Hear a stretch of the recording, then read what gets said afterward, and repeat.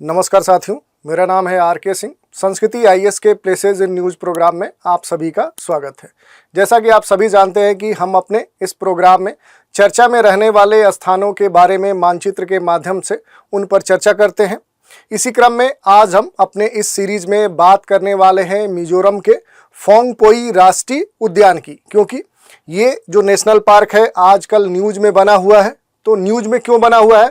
तो अभी हाल ही में इस राष्ट्रीय उद्यान में एक दुर्लभ अर्ध परजीवी प्रजाति का एक पौधा पाया गया है, जिसको नाम दिया गया है फैथिरोस्पर्मम लुसाईओरम। ये इस नाम से एक पौधा है जो दुर्लभ प्रजाति का है और मूल रूप से देखें तो ये अर्ध परजीवी है, जिसके कारण से फिर से एक बार इस राष्ट्रीय उद्यान की चर्चा होने लगी है।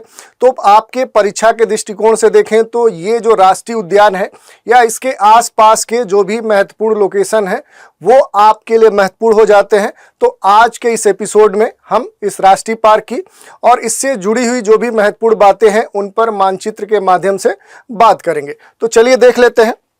सबसे पहले बात करें कि आखिर ये न्यूज़ में क्यों है। तो new hemiparasite plants species named after Lushai tribe of Mizoram. पहले हमने बताया कि मिजोरम राज्य में अगर हम बात करें तो यहाँ का जो फोंगपोई जो यहाँ का नेशनल पार्क है, इसी नेशनल पार्क में एक दुर्लभ प्रकार का अर्ध परजीवी स्थलीय पौधे की खोज की गई है, जिसके बाद से ये पूरा क्या है कि राष्ट्रीय उद्यान चर्चा में है। और इसका जो नाम रखा गया है, जिसमें इसका जो दूसरा शब्द है लुसाईओरम, ये क्या है कि यहाँ की जो स्थानीय कह सकते हैं जनजाति है, यहाँ के जो स्वदेशी समुदाय लुसाई है, उनके नाम पर इसका नाम रखा गया है, जिसके बाद से इन दोनों की चर्चा हो रही है। तो देख लेते हैं। सबसे पहले हम देखते हैं जो ये दुर्लभ प्रजाति का जो पौधा देखा गया है, इसके बारे में अगर हम संक्षिप्त रूप से बात करें तो पहली जो बात है कि ये क्या है कि ये अर्ध परजीवी स्थलीय पौधा है, यानी कहे तो हेमी पैरासिटिक टेरेस्ट्रियल प्लांट है। तो ये आपसे पूछ सकता है आपके परीक्षा में। दूसरी बात करें कि ये कहाँ पर देखने को मिला है, तो पूर्वोत्तर में जाएंगे तो यहीं पर जो मिजोरम राज्य का जो फोंगपोई नेशनल पार्क है वहीं पर ये देखने को मिला है। इसमें सबसे महत्वपूर्ण बात क्या है कि ये जो पौधा है इसमें विकसित जड़ प्रणाली का पूरी तरह से अभाव मिलता है। लेकिन अगर बात करें कि ये जल या जो भी खनिज है उनको प्राप्त करने के लिए दूसरे पौधों के साथ क्या करता है, एक रिलेशन डेवलप करता है, एक संबंध स्थापित करता है और उसी के द्वारा उन पर ये निर्भर रहता है। लेकिन इसमें अगर हम बात करें तो ये क्या है कि परजीवी प्रकृति के होने के बावजूद भी इसमें क्लोरोफिल पाया जाता है, जिसके कारण से ये फोटोसिंथेसिस यानी प्रकाश संश्लेषण की क्रिया के द्वारा अपना भोजन स्वयं बनाता है। लेकिन अक्सर या सामान्य तौर पे देखें तो ये जीविका के लिए जो भी पौधे होते हैं जो जिसके साथ ये संबंध बनाता है, जिनके ऊपर ये आश्रित होता है, तो उन पर ही ये निर्भर रहता है। इसके अलावा अगर बात करें तो यह अपने जो भी संबंधित पौधा है, मेजबान पौधा है, उसके जड़ों से, उनके रूट से जुड़ जाता है और मिट्टी में उगने वाले सामान्य पौधे की तरह दिखाई देता है। अगर सामान्य तौर पे देखें तो इसमें पीले कलर का फूल देखने को मिलता है और ये जो फूल होता है ये जुलाई से सितंबर माह के बीच में इसके फूल आते हैं। और अगर इससे संबंधित अगर फल की बात करें तो इसमें अगस्त माह से लेकर अक्टूबर माह के बीच में इसमें फल देखने को मिलते हैं। इसमें सबसे महत्वपूर्ण बात है कि जो भी इससे संबंधित पौधा होता है, यानी जो मेजबान पौधा होता है, उससे रस संवाहक उत्तक में ये प्रवेश करने के लिए एक हेस्टोरिया नामक विशेष संरचना का उपयोग करता है। और इसका जो नाम है अगर बात करें तो फैथिरोस्पर्मम जो लुसाईओरम है। अब देखिए ये जो दूसरा टर्मिनोलॉजी है, ये मूल रूप से अगर बात करें तो इसका एक कहें तो सांस्कृतिक महत्व भी है। और ये क्यों महत्व है, तो इस क्षेत्र में जो एक कहें स्थानीय जो समुदाय है उसके नाम पर, जो लुसाई कहें ट्राइब्स है, उनके नाम पर ही इसका नाम रखा गया है। तो इस कारण से क्या है कि दोनों ये चीज़ें चर्चा में है। पहली तो ये क्षेत्र जो मिजोरम में है, यानी कि जो आपका फोंगपोई नेशनल पार्क है। दूसरा ये जो दुर्लभ प्रजाति का जो पौधा है ये चर्चा में है। और उसके अलावा क्या है कि जो इसका नाम रखा गया है लुसाई ट्राइब्स के नाम पर, तो वो भी आपके लिए महत्वपूर्ण हो जाता है। तो इस तरह से हमने देख लिया। इसमें अगर हम बात करें कि जो फांगपुई राष्ट्रीय उद्यान है, इसके बारे में थोड़ा सा देख लेते हैं।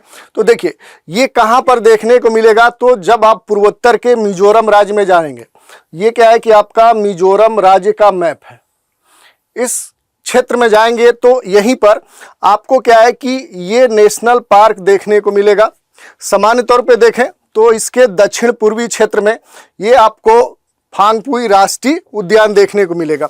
ये पूरा जो पर्वतीय क्षेत्र है ये पहाड़ों से घिरा है, और यहाँ पर अगर देखें तो सामान्य तौर पे अगर नीले आकाश के कारण ये जो पूरा क्षेत्र है वो ब्लू कलर का दिखता है। इसी के आधार पर इसका जो नाम रखा गया है वो Phawngpui blue mountain national park, यानी ये दोनों नामों से आपके एग्जाम में पूछा जा सकता है। पहला फांगपुई राष्ट्रीय उद्यान और दूसरा क्या है कि Phawngpui blue mountain national park.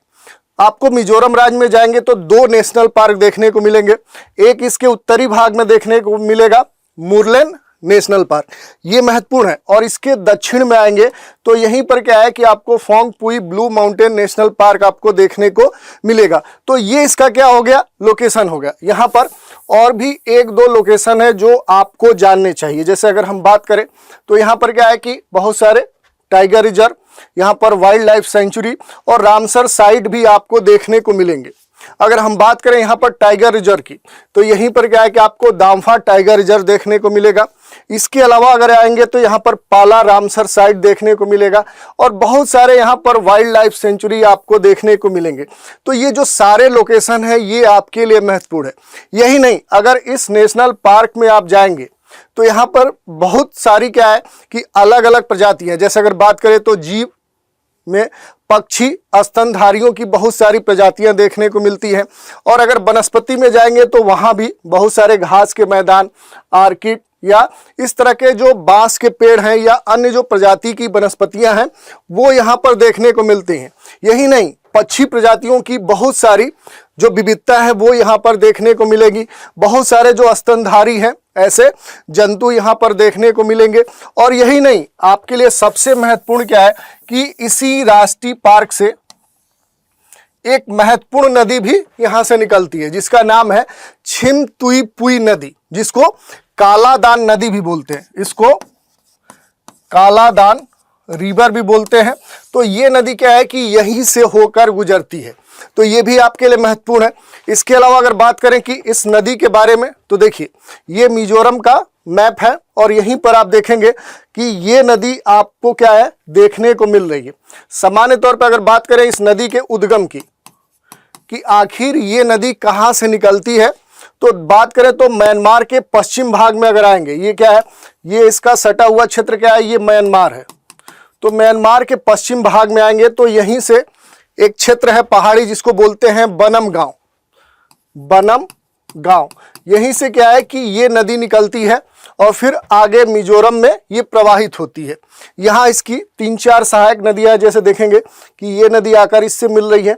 तो आपको मूल रूप से इस नदी को देखना है जो यहाँ पर छिमतुईपुई नदी है, जिसको कालादान नदी के नाम से भी जाना जाता है। और यहाँ अगर हम देखें तो मिजोरम राज्य में ये यहाँ की सबसे बड़ी नदी है, लार्जेस्ट रिवर है। लगभग 138 किलोमीटर 138 किलोमीटर ये प्रवाहित होती है, इसकी लंबाई है।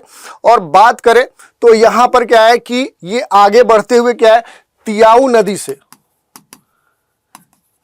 नदी से क्या है जाकर ये मिल जाती है। तो इस दृष्टिकोण से देखें तो ये नदी भी आपके लिए महत्वपूर्ण है। और यहाँ के आसपास जो रिवर हैं इनको भी आप देख सकते हैं, शायद वहाँ से भी प्रश्न बन जाए। तो ये हमने देख लिया। इसके अलावा अगर हम बात करें तो यहाँ पर जो एक वर्ड आ रहा है लुसाई, लुसाई जनजाति, जिसके नाम पर इस पौधे का भी नाम रखा गया है फैथिरोस्पर्मम लुसाईओरम। तो यहाँ पर क्या है कि आपको संक्षिप्त रूप में ये जान लेना है कि जो लुसाई ट्राइब्स है ये किस समुदाय से बिलोंग करती है। तो सामान्य तौर पे इसका जो कहें संबंध है वो नस्ली रूप से मंगोलिया से है और कुकी चीन समूह से ये बिलोंग करता है। इसके अलावा इसको क्या है कि मिजो ट्राइब्स के नाम से भी जाना जाता है। तो ये आपके लिए महत्वपूर्ण है। इसके अलावा इसकी जो सबसे अधिक जनसंख्या है, यानी कि अगर पूर्वोत्तर में जाएंगे तो लुसाई ट्राइब्स की, इस समुदाय की सबसे अधिक जो जनसंख्या आपको देखने को मिलेगी वो कहाँ पर देखने को मिलेगी, तो त्रिपुरा राज्य में उसके उत्तर पूर्वी क्षेत्र में जाएंगे, यहाँ पर जामपुई जो हिल्स है उस क्षेत्र में जाएंगे तो यहीं पर इसकी जनसंख्या सबसे अधिक देखने को मिलेगी। और जो जनगणना 2011 है इसके आंकड़ों की माने तो इस समय यहाँ पर लगभग 5384 लोग यहाँ पर इस समुदाय के यहाँ पर रखते हैं। और मूल रूप से ये जो समुदाय है ये क्या है कि यहाँ पर झूम कृषि जो कहे, शिफ्टिंग जो एग्रीकल्चर होता है जिसमें कहें तो वहाँ के पर्वतीय क्षेत्रों में वहाँ के जो वनस्पतियाँ हैं, जो जंगल है उसको काट कर जलाकर वहाँ पर ये खेती करते हैं। जब वो अगर उर्वरता की बात करें उसकी कम हो जाती है तो फिर दूसरे क्षेत्र में जाकर ये वास करते हैं और इसी प्रक्रिया को फिर अपनाते हैं।